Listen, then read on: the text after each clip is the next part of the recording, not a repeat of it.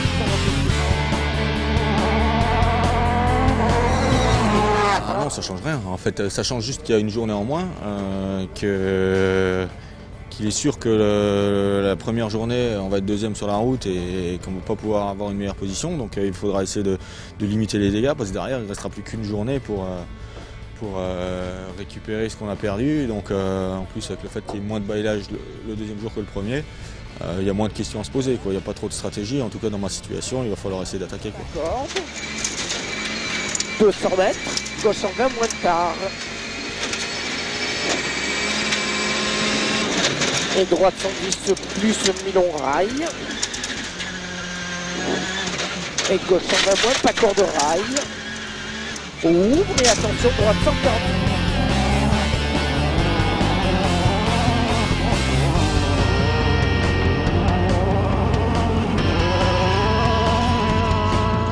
Content d'être ici, c'est une épreuve à la fois difficile mais très belle, donc j'aurai une bonne position de départ.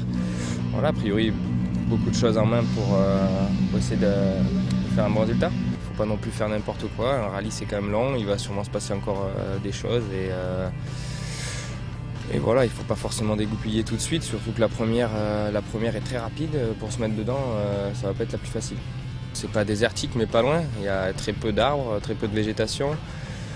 Quoique dans la longue spéciale de demain, il y a énormément de végétation là par contre, et du coup les virages sont beaucoup en aveugle à cause de ça.